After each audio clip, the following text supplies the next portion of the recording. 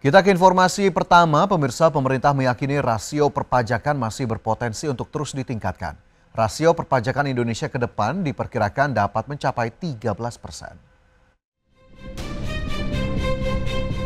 Pemerintah meyakini rasio perpajakan masih berpotensi untuk terus ditingkatkan, bahkan rasio perpajakan Indonesia diperkirakan dapat mencapai 13% atau lebih tinggi dari posisi rasio perpajakan tahun 2024 yang baru mencapai 10,2%. Menurut staf ahli Menteri Keuangan bidang kepatuhan pajak Yon Arsal, saat ini tax ratio Indonesia dicatatkan sebesar 10,2%.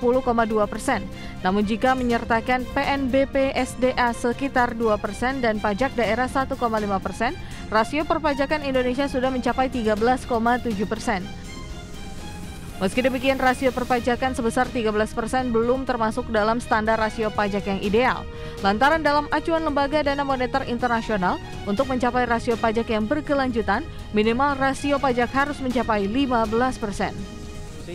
Kalau kajiannya IMF bilang ada tipping point sekitar 15% yang itu sebagai sebuah sustainable level of tax ratio gitu ya. Jadi kita masih punya gap. Tapi jangan bandingin 10% dengan 15%. Tapi bandinginnya adalah 12-13% karena itu yang seharusnya terjadi. Kemudian dilihat dari sustainable, apakah dia sustainable, ya kita masih ada ruang dan itu harus kita kerjakan. Yon Arsal menilai rasio perpajakan Indonesia sebesar 13% tidak kalah dari negara lain.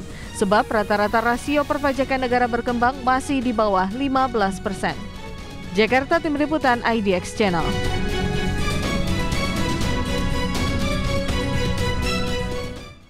Pemerintah diminta untuk meninjau ulang kebijakan insentif pajak yang dinilai lebih menguntungkan dunia usaha besar atau konglomerat.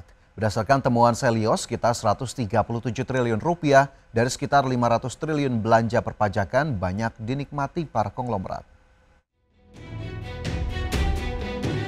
Center of Economic and Law Studies atau Selios meminta pemerintah meninjau ulang kebijakan insentif pajak yang dinilai lebih menguntungkan dunia usaha besar atau kelompok konglomerat ketimbang mendorong keadilan pajak bagi seluruh lapisan masyarakat. Pasalnya berdasarkan temuan Selios, sekitar 137 triliun rupiah dari sekitar 500 triliun belanja perpajakan banyak dinikmati pada konglomerat. Menurut peneliti Selios Jaya Darmawan, insentif tersebut termasuk tax holiday, tax allowance, serta pengurangan pajak untuk sektor-sektor ekstraktif seperti bioenergi dan pertambangan. Kami membaca laporan belanja perpajakan, di situ dirinci detail untuk apa saja belanja perpajakan kita. Nah, ternyata 137 triliunnya itu untuk dunia bisnis. Salah satunya untuk tax holiday, tax allowance, atau pengurangan pajak untuk sektor ekstraktif seperti geothermal. Nah, ini perlu ditinjau ulang.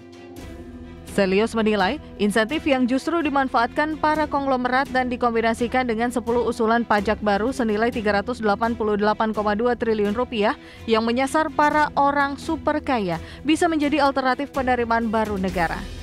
Jakarta, Tim Liputan IDX Channel.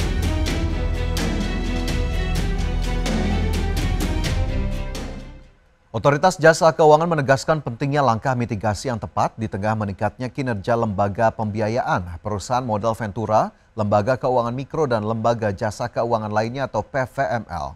Ketua OJK menilai risiko dan kompleksitas yang mengikuti perkembangan industri keuangan harus tetap dikelola dengan baik.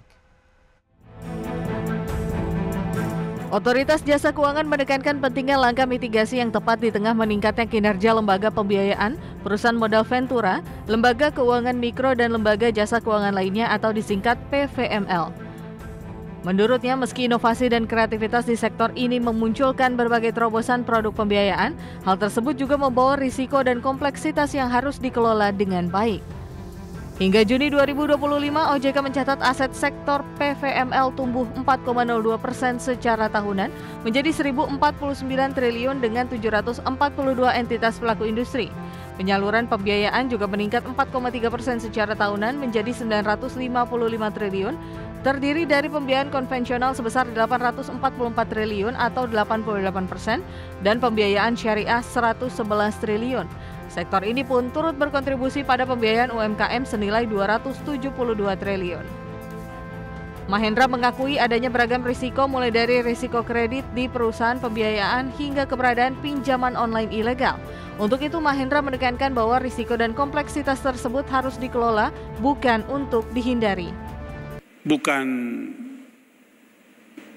pandangan dan posisi yang benar untuk kita justru anti terhadap kompleksitas dan risiko yang dihadapi, tapi justru tantangan bagi kita untuk dapat memahaminya, untuk dapat menguasainya, untuk dapat menghitungnya dan memitigasinya, dan menjadikan sistem yang ada menjadi kuat, menjadi teruji, dan berkelanjutan. Mahendra menjelaskan bahwa OJK telah menyelesaikan 12 peraturan OJK terkait penguatan dan pengembangan industri PVML yang juga sejalan amanat Undang-Undang P2SK. Jakarta, Raharjo Patmo, IDX Channel. Kita ke informasi lain, pemirsa. Badan Gizi Nasional mencatat hingga saat ini 5.100 satuan pelayanan pemenuhan gizi atau SPPG telah beroperasi di seluruh Indonesia dan 14.000 SPPG sedang dalam proses verifikasi. Menurut Kepala BGN Dadan Hindayana, SPPG tersebut hasil kemitraan dengan berbagai pihak, diantaranya TNI, Polri, organisasi keagamaan, dan Kadin. Sementara itu jumlah penerima manfaat telah mencapai 15 juta orang. Badan Gizi Nasional menargetkan nantinya 20 juta penerima manfaat akan mendapat program makan bergizi gratis hingga akhir Agustus.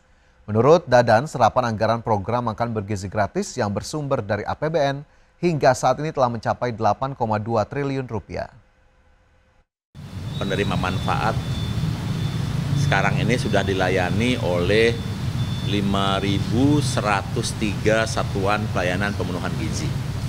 Di seluruh Indonesia mencakup 38 provinsi, 502 kabupaten, dan 4.770 kecamatan. Dan penerima manfaatnya sudah di atas 15 juta dan insya Allah akan mendekati angka 20 juta.